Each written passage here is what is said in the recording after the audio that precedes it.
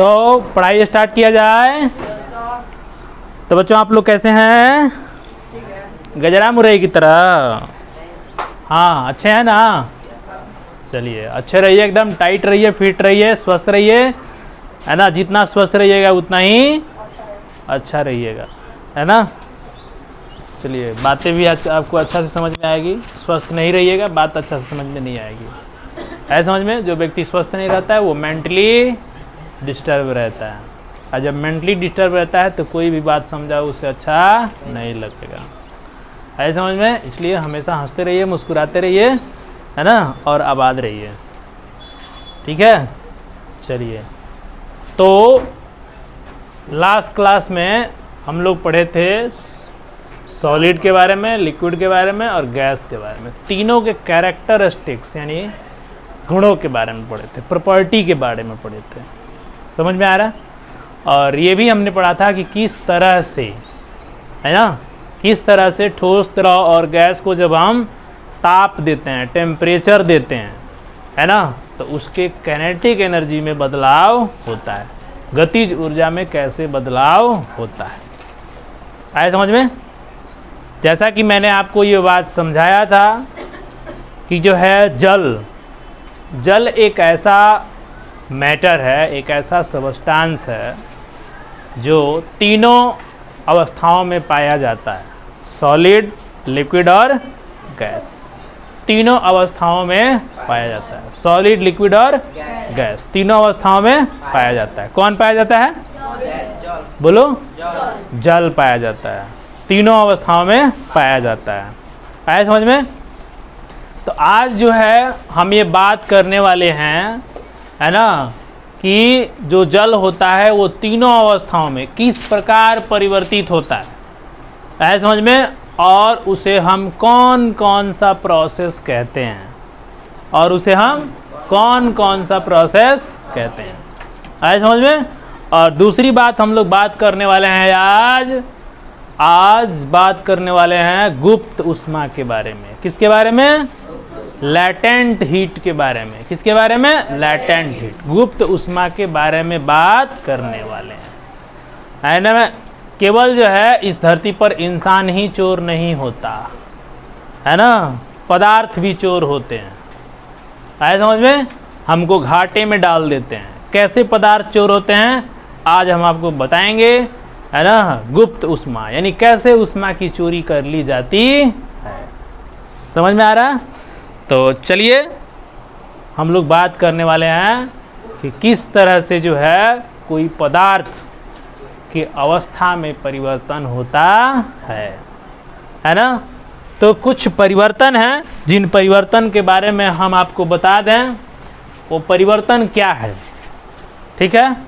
जैसे मान लीजिए कि कोई ठोस पदार्थ है और यह द्रव में बदलता है, और यह फिर यह गैस में बदलता है। समझ में आ रहा है? तो कोई पदार्थ ठोस में बदलता है कब? जब इसको गर्म किया जाएगा तब। और कोई पदार्थ द्रव में बदलेगा कब? जब इसको गर्म किया जाएगा तब। यानी फर्दर ठोस को गर्म करते चलो, रास्ते में द्रव से मुलाकात होगी, फिर फाइनली गैस से मुलाकात हो जाएगी। आया समझ में? तो इस तरह से ठोस द्रव में और द्रव गैस में बदल जाता है। समझ में आ रहा है? और पुनः यदि आप गैस को ठंडा करें, क्या करें? ठंडा क्या करें? ठंडा करने का मतलब टेम्परेचर घटा देना, ताप घटा देना। गर्म करने का मतलब ताप बढ़ा देना। आप किसी भी पदार्थ को छूइएगा तो आपको पता चल जाएगा कौन ज़्यादा गर्म है, कौन कम गर्म है। जो कम गर्म होगा वो थोड़ा ठंडा होगा, और जो ज़्यादा गर्म होगा वो ठंडा से भी ज़्यादा गर्म होगा। आया समझ में? तो गैस का द्रव में बदलना, आया समझ में? ये कब होता है? जब हम गैस को ठंडा करेंगे तब ये क्या बन जाएगा? द्रव। और वापस जब द्रव को पुनः ठंडा कर देंगे तो ये क्या बन जाएगा? क्या बन जाएगा? ठोस बन जाएगा। समझ में आ रहा है?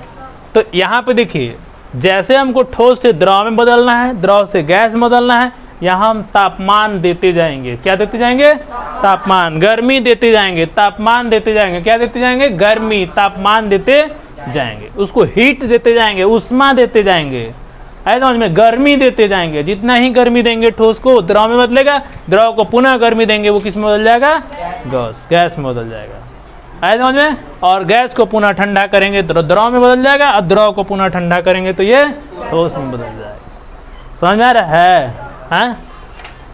तो कहने का मतलब ये है कि ठोस का द्रव में बदलना, ध्यान दीजिएगा, ठोस का द्रव में बदलना ये कहलाता है गलन। क्या कहलाता है, गलन। क्या कहलाता है, गलन, गलल, गलल, गल गईल, है ना।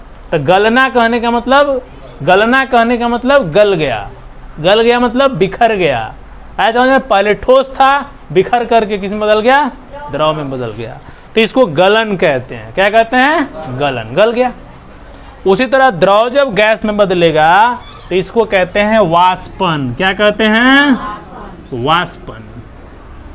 क्या बोलते हैं, वाष्पन। क्या बोलते हैं, वाष्पन। उसी तरह से गैस जब द्रव में बदलेगा, गैस किस में बदलेगा, द्रव में, तो इसको कहते हैं संघनन। क्या कहते हैं, संघनन। क्या कहते हैं, संघनन। और जब द्रव ठोस में बदलेगा तो इसे क्या कहते हैं, जमना। क्या कहते हैं, पानी को फ्रीज में रख दीजिए, क्या हो जाएगा, जम जाएगा, इसीलिए इसका नाम क्या है, जमना। क्या कहते हैं, जमना। तो जमना हो गया, देख पा रहे हैं आप लोग। संघनन, गैस द्रव में बदल गया, संघनन हो गया, द्रव ठोस में बदल गया, क्या हो गया, जमना, है ना। कुकर का सीटी निकालिए, कुकुर का, कुकर जानते हैं ना, कुकर जिसमें खाना बनता है समझ में, हाँ, दाल भात, जिसमें आप चावल बन रहा है, दाल बन रहा है, कुकर का सीटी निकालिए और उस पर जैसे हाथ रखिएगा ना, हाथ तो जलेगा लेकिन आपका हाथ पानी पानी हो जाएगा, पसीज जाएगा, हाथ पानी पानी हो जाएगा। इसका मतलब क्या था, वो वाष्प था ना, वाष्प क्या हो गया, संघनित हो गया। आया समझ में। क्या आपने पढ़ा है कि बरसात कैसे होती है, बरसात कैसे होती है, आइए हम बरसात कराते हैं। क्या कराते हैं, बरसात। ये देखिए पृथ्वी है, क्या है, पृथ्वी है, और पृथ्वी पर क्या है, जल है। जल क्या होता है, सूर्य के प्रकाश के संपर्क में आता है, सूर्य का प्रकाश। और जैसे सूर्य का प्रकाश जल पर पड़ता है तो क्या होता है, यह द्रव जो है यानी जल जो है गैस में बन करके वापस ऊपर चला जाता है। ऐसे समझ में आ रहा है, ये सब क्या है, वाष्प है। क्या है ये, वाष्प बन के ऊपर उठ जाता है। और फिर वापस जब वाष्प जब ठंडा होता है, क्या होता है, ठंडा होता है, तो बरसात के रूप में, किसके रूप में, चलिए, बरसात के रूप में पृथ्वी पर आ जाता है। किसके रूप में आ जाता है, बरसात के रूप में पृथ्वी पर आ जाता है। तो आप देख रहे हैं ना कि जैसे वाष्प ठंडा हुआ बरसात में बदल गया, जैसे वाष्प ठंडा हुआ बरसात में बदल गया, और जैसे वाष्प ठंडा हुआ बरसात में बदल गया, तो इसी का नाम क्या है, संघनन। समझ में आया बरसात कैसे होती है, तो संघनन की क्रिया से ही बरसात होती है। किसके क्रिया से, संघनन के क्रिया से ही बरसात होती है। आया समझ में। तो ऐसा थोड़ी है कि बरसात कैसे भी हो जाए, हाथी मुंह में पानी लेके फेंकेगा तो बरसात हो जाएगी, ऐसा थोड़ी है। यदि ऐसा होगा तो फिर कितने हाथियों को लाना पड़ेगा, है ना। लेकिन बात यह है कि संघनन की क्रिया के द्वारा बरसात होती है। तो संघनन होता कैसे है, जब सूर्य का प्रकाश पृथ्वी पर के सभी जलाशयों पर पड़ता है तो पृथ्वी पर के सभी जलाशयों का पानी वाष्प बन के ऊपर उठता है, ऊपर जाता है, ठंडा होता है, फिर वापस संघनित होकर, ठंडा होने की क्रिया यानी जैसे ठंडा होता है वो संघनित होकर संघनित होकर बरसात के रूप में पृथ्वी पर आ जाता है, जिसे हम बरसात कहते हैं। क्या कहते हैं, बरसात कहते हैं। समझ में आया, समझ में आया क्या, ओके। तो संघनन की क्रिया क्या है, गैस को द्रव में बदल देना। समझ में आया, गैस को द्रव में बदल देना। बोलो बच्चों, समझ में आया क्या, ओके, है ना। गैस का द्रव में बदल जाना क्या कहलाता है, संघनन कहलाता है। और द्रव का ठोस में बदल जाना क्या कहलाता है, जमना कहलाता है। ये तो सबको जानता है जमना क्या होता है, पानी उठाओ फ्रिज में रखो जम गया, है समझ में। जाड़े के दिनों में बर्फबारी होती है, शिमला जाइए, है ना, आप वहाँ पे देखिए कितनी बमबारी होती है। ठीक है, तो क्या होता है कि जाड़े के दिनों में जो भी द्रव पदार्थ होता है वो क्या होता है, जम जाता है। ऐसा समझ में, आपने घी को जमते हुए देखा होगा, आपने नारियल के तेल को जमते हुए देखा होगा, ऐसा देखा आपने?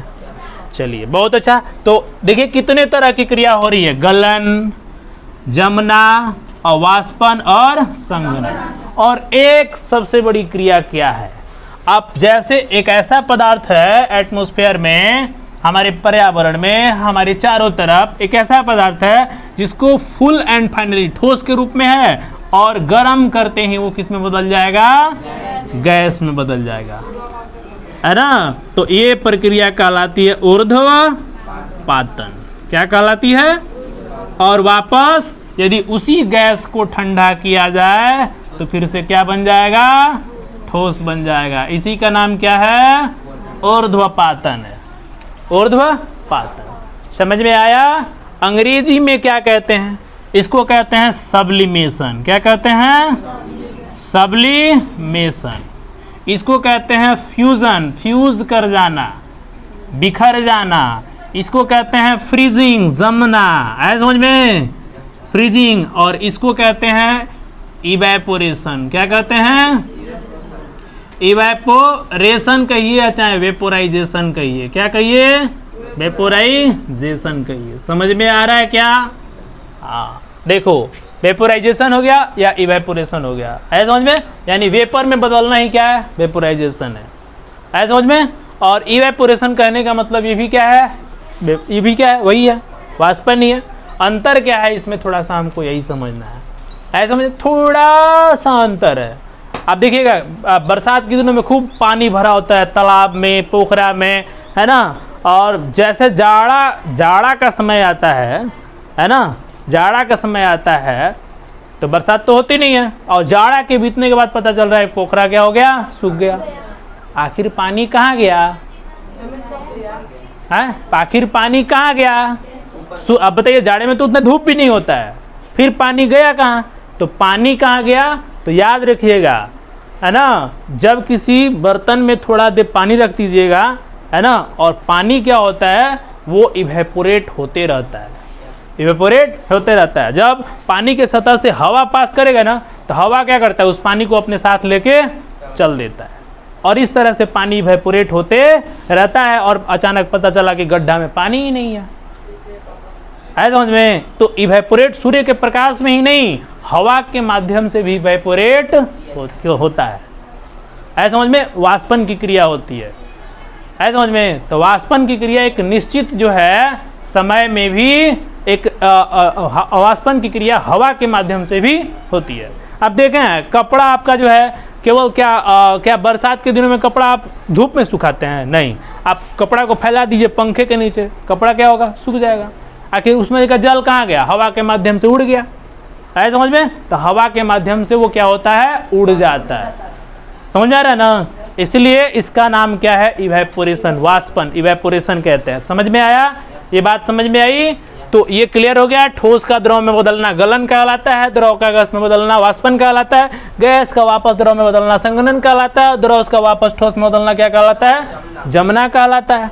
जमुना नहीं, जमना, है समझ में। और ठोस का द्रव में बदलना क्या, ठोस का गैस में बदलना ऊर्ध्वपातन, और वापस रिवर्स होगा तो इसका भी नाम क्या है, ऊर्ध्वपातन। समझ में आ रहा है? और जल, ये सबसे बड़ा उदाहरण है कि जल को हम तीनों अवस्थाओं में पाते हैं। जल को ठंडा कर दीजिए, बेचारा को ठंडा कर दीजिए, क्या बन जाएगा, बर्फ, है समझ में। फिर वापस जल को गर्म कर दिए, बेचारा क्या बन जाएगा, वाष्प बन जाएगा। समझ में आ रहा है? क्या बन जाएगा, वाष्प। फिर वाष्प को, बेचारा को ठंडा कर दीजिए, क्या बन जाएगा, जल बन जाएगा। फिर जल को वापस आप ठंडा कर दीजिए तो ये क्या बन जाएगा, वापस जल को वापस क्या कर दीजिए, ठंडा कर दीजिए तो ये बर्फ बन जाएगा। समझ में आ रहा है? तो वाष्प से जल कैसे बनेगा, ठंडा करने पर। जल से बर्फ कैसे बनेगा, ठंडा करने पर। और जल से वाष्प कैसे बनेगा, गर्म करने पर। और फिर जल से, चलिए ये बात समझ में आ गया। तो इस तरह से हम ये बात समझ सकते हैं। लेकिन क्या ये जो हम गर्म कर रहे हैं, ऐसा समझ में, ये गर्म कर रहे हैं, ठंडा कर रहे हैं, ये क्या है, उष्मा में परिवर्तन, ताप में परिवर्तन हो रहा है यहाँ पर। ताप में परिवर्तन हो रहा है। तो कहने का मतलब ये है कि ठोस द्रव में बदलता है और द्रव गैस में बदलता है ना। तो कोई भी ठोस द्रव में बदलता है तो उसका अपना क्या होता है, अपना एक गलनांक होता है, एक टेम्परेचर होता है जिस पर पूरी तरीक़ा से द्रव में क्या होता है, बदल जाता है। आया समझ में? तो जिस ताप पर ठोस द्रव में बदल जाए, जिस ताप पर ठोस किस में बदल जाए, द्रव में बदल जाए, उसे हम, है ना, उसे हम क्या कहते हैं, गलनांक कहते हैं। क्या कहते हैं? गलनांक। ठोस किस में बदल जाए, द्रव में बदल जाए, तो उस ताप को क्या कहते हैं, गलनांक कहते हैं। क्या कहते हैं? गलनांक कहते हैं। समझ में आ रहा है? और जब वही जो है ताप हो गया ना, और वही ताप है ना, जब द्रव गैस में बदल जाए, किसमें, द्रव गैस में बदल जाए, तो इसे हम क्या कहते हैं, क्वथनांक कहते हैं। क्या कहते हैं? क्वथनांक। क्वथनांक कहने का मतलब जिस ताप पर द्रव गैस में बदलता है, यानी जिस ताप पर द्रव उबलता है, क्या होता है, उबलता है, तो उसे हम क्वथनांक कहते हैं। क्या कहते हैं? क्वथनांक। उसी तरह से जिस ताप पर क्या हो गया, गलनांक हो गया और क्वथनांक हो गया। और जिस ताप पर क्या है, द्रव जो है ठोस में बदल जाए, क्या, ठोस में बदल जाए, तो इसे हिमांक कहते हैं। क्या कहते हैं? हिमांक। समझ में आया? क्वथनांक क्या होता है, गलनांक क्या होता है, और हिमांक क्या होता है। क्वथनांक को अंग्रेजी में बोलते हैं बॉइलिंग पॉइंट। रुक जाओ, आया समझ में, है ना। ठोस द्रव में बदल जाए तो उसे गलनांक कहते हैं। सॉरी, जिस ताप पर ठोस द्रव में बदलता है उसे हम गलनांक कहते हैं। समझ में आ रहा है? और जिस ताप पर द्रव ठोस में बदल जाए तो उसे हिमांक कहते हैं, और जिस ताप पर द्रव गैस में बदल जाए उसे क्वथनांक कहते हैं। समझ में आया? है? अंक, हिम और हिम अंक, हिमांक, क्वथन अंक, क्वथनांक। आया समझ में? और गलन अंक, गलनांक। समझ में आया? गलन अंक, गलनांक। तो जिस पर जो है क्या हो जाए, जिस ताप पर ठोस द्रव में बदल जाए उसे गलनांक कहते हैं। क्लियर हो गया?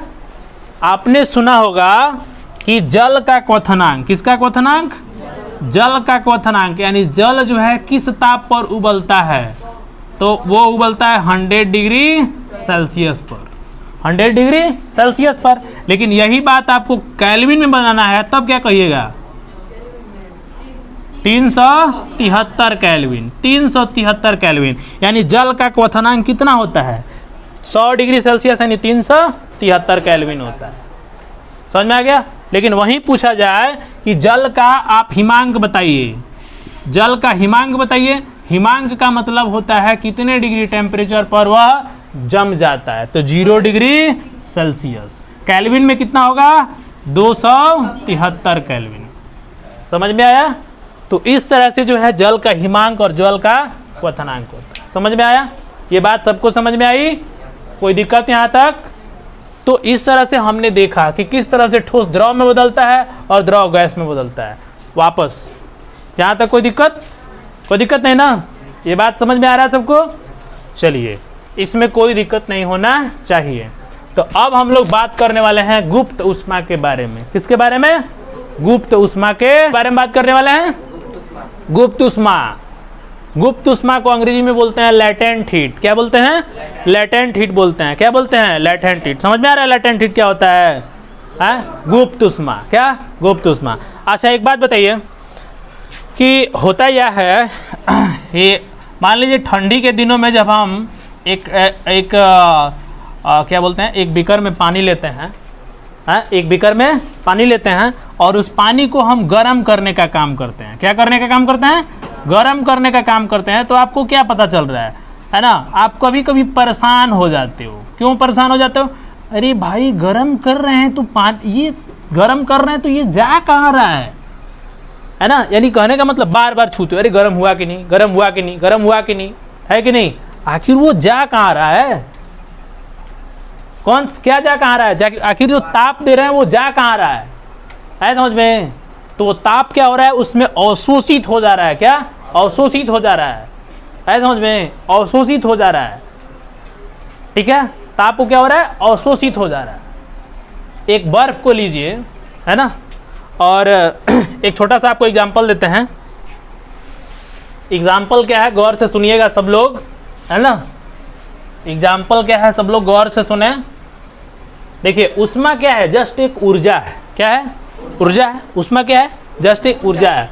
अब जैसे मान लीजिए कि एक हम यहाँ पर बीकर लेते हैं और इसमें बर्फ लेते हैं। क्या लेते हैं, बर्फ लेते हैं। बर्फ का टेम्परेचर जब मापे थर्मामीटर लगा के, तो पता चला कि 0 डिग्री सेल्सियस है। कितना है, 0 डिग्री सेल्सियस है। समझ में आ रहा है। और जब हम इसको गर्म कर रहे हैं और गर्म करते वक्त ये द्रव में बन रहा है, यानी द्रव में ये बदल रहा है। किस में बदल रहा है, द्रव में बदल रहा है, तभी देख रहे हैं कि 0 डिग्री सेल्सियस है। समझ में। तो कहने का मतलब क्या हुआ, ऊष्मा तो इसको दे रहे हैं, लेकिन ऊष्मा इसमें अवशोषित होता जा रहा है। क्या, अवशोषित होता जा रहा है। समझ में। ये बर्फ जब द्रव में बदलेगा तभी इसका टेम्परेचर कितना होगा, 0 डिग्री सेल्सियस होगा, है ना। तुरंत जब पिघलेगा तब भी इसका टेम्परेचर कितना होगा, 0 डिग्री सेल्सियस। है समझ में। लेकिन धीरे धीरे 4 डिग्री सेल्सियस पर ये जा करके पूर्ण द्रव क्या होगा, बन जाएगा। पूर्ण द्रव बन जाएगा। अब बताइए बर्फ कितने डिग्री पर था, 0 डिग्री। पूर्ण द्रव कितने डिग्री पर बना, 4 डिग्री सेल्सियस पर। पूरा मतलब वो क्या होता है, पिघल जाता है। 4 डिग्री सेल्सियस पर जाते जाते पूरा पिघल जाता है। समझ में आ गया। अब बताइए 0 से 4 डिग्री सेल्सियस तक हमने कुछ ऊष्मा दिया कि नहीं दिया, हमने कुछ ऊष्मा दिया ना, है, हमने कुछ ऊष्मा दिया। ये ऊष्मा क्या है, जस्ट क्या है, एक ऊर्जा है। क्या है, ये ऊर्जा है। समझ में आ रहा है, जस्ट क्या है, ये ऊर्जा है। तो जो ऊष्मा हमने दिया, आखिर वो ऊष्मा हमको कब दिखा, जब बर्फ पूरी तरीका से द्रव में बदल गया तब दिखा। ऐसा समझ में। तो कहने का मतलब क्या है, इस चीज को आप गौर से सुने। गुप्त ऊष्मा क्या होता है, गुप्त ऊष्मा क्या होता है, जब 1 किलोग्राम पदार्थ को, 1 किलोग्राम पदार्थ को, है ना, उसके 1 किलोग्राम पदार्थ को जब हम क्या करते हैं, कुछ ऊर्जा देते हैं, है ना, ऊर्जा देते हैं किसके लिए, तो इसके अवस्था में परिवर्तन के लिए, इसके अवस्था में परिवर्तन के लिए। ऐसा समझ में। तो एक अधिकतम ऊर्जा लगती है जो क्या करता है, किसी पदार्थ की अवस्था को परिवर्तित कर देता है। ऐसा समझ में। 1 किलोग्राम पदार्थ को, 1 किलोग्राम पदार्थ को ठोस से यदि द्रव में बदलना है तो जितनी ऊष्मा की आवश्यकता होगी, उसे हम गलन की गुप्त ऊष्मा कहेंगे। गलन की गुप्त ऊष्मा। है समझ में, गलन की गुप्त ऊष्मा कहेंगे। तो जब एक अवस्था से दूसरी अवस्था में परिवर्तन करना है समझ में, तो हम एक निश्चित ऊष्मा जो है उसे देते हैं, उस पदार्थ को एक निश्चित ऊर्जा देते हैं। है समझ में। और उसी ऊष्मा और ऊर्जा का नाम क्या है, गुप्त ऊष्मा नाम है। क्या नाम है, गुप्त ऊष्मा। लैटेंट हीट नाम है। क्या नाम है, लैटेंट हीट। समझ में आ रहा है गुप्त ऊष्मा क्या होता है। जैसे मान लीजिए कि ये ठोस है और ये द्रव है। ठोस को द्रव में क्या करना है, बदलना है। ठोस को द्रव में बदलना है, तो यहाँ कुछ हम ऊष्मा देंगे ना, यहाँ कुछ ऊष्मा देंगे। ऐसा समझ में, यहाँ कुछ ऊष्मा देंगे। और यही ऊष्मा जो होगा जब ठोस से पूरी तरह से द्रव में बदल जाएगा, तो वही ऊष्मा इसकी क्या कहलाएगी, गुप्त ऊष्मा कहलाएगी। क्या कहलाएगी, गुप्त ऊष्मा, यानी लैटेंट हीट कहलाएगा। क्या कहेंगे इसको, लैटेंट हीट। है समझ में, क्या कहेंगे उसको, लैटेंट हीट के नाम से इसे जानते हैं, यानी गुप्त ऊष्मा के नाम से जानते हैं। यानी एक अवस्था से दूसरी अवस्था में हमको यदि ले जाना है किसी पदार्थ को, तो जो ऊष्मा हम उसे देते हैं वही ऊष्मा उसकी गुप्त ऊष्मा कहलाती है। समझ में, वही ऊष्मा गुप्त ऊष्मा कहलाती है। जैसे देखिए, जैसे ठोस से द्रव में बन रहा है और द्रव से क्या बन रहा है, गैस बन रहा है। द्रव से क्या बन रहा है, गैस। अब आपको पता है कि द्रव से गैस कितने डिग्री सेंटीग्रेड पर बनता है, 100 डिग्री सेंटीग्रेड पर। 100 डिग्री सेंटीग्रेड पर। तो 100 डिग्री सेंटीग्रेड कहने का मतलब क्या हुआ, कुछ ऊष्मा दिए ना, कुछ ऊर्जा दिए ना, तब जाकर के द्रव से वो क्या बदला, गैस में बदला। और वही ऊर्जा क्या हुआ, द्रव से गैस, यानी वाष्पन की गुप्त ऊष्मा कहलाएगी। किसकी गुप्त ऊष्मा, वाष्पन की गुप्त ऊष्मा कहलाएगी। गलन की गुप्त ऊष्मा, ठोस से द्रव में बदलने के लिए जितनी ऊर्जा हमने दिया, आया समझ में, जितनी ऊष्मा हमने दी, वही क्या हुआ, उसका गलन हो गया। समझ में आ गया, गलन हुआ। तो कोई भी ऊर्जा होता है ना तो उसको किलो जूल, क्या कहते हैं उसको, किलो जूल में जो है हम ऊर्जा को मेजर करते हैं। किसमें, किलो जूल में हम उस ऊर्जा को मेजर करते हैं। समझ में आ गया। तो गुप्त ऊष्मा क्या है, किसी भी पदार्थ के अवस्था में यदि परिवर्तन करना है तो जितनी ऊर्जा हमको उसको देना है, आए समझ में, वही ऊर्जा उसकी गुप्त ऊष्मा कहलाती है। वही ऊर्जा उसकी गुप्त ऊर्जा या गुप्त ऊष्मा कहलाती है। चाहे ठोस से द्रव में बदलो, चाहे द्रव से गैस में बदलो। ऐसे समझ में, ठोस से द्रव में बदलोगे तो गलन की गुप्त ऊष्मा कहेंगे, और द्रव से गैस में बदलोगे तो उसे क्या कहेंगे, वाष्पन की गुप्त ऊष्मा। तो देखो ध्यान से, गलन की गुप्त ऊष्मा और वाष्पन की गुप्त ऊष्मा। गलन की गुप्त ऊष्मा मतलब कितना टेम्परेचर, यानी कितना ऊष्मा हमने दिया ताकि ठोस द्रव में बदल जाए, कितना ऊष्मा दिया ताकि हमने द्रव को गैस में बदल दें। ऐसा समझ में, वही ऊष्मा क्या कहलाती है, ठोस को द्रव में बदलना हो तो गलन की ऊष्मा कहलाएगी गुप्त ऊष्मा, और द्रव से गैस में बदलना हो तो उसे हम वाष्पन की गुप्त ऊष्मा कहेंगे। समझ में आ रहा है। हाँ, और सबका अलग अलग अपना एनर्जी होता है, अपनी अपनी ऊर्जा होती है। समझ में आ गया यहाँ तक, कोई दिक्कत।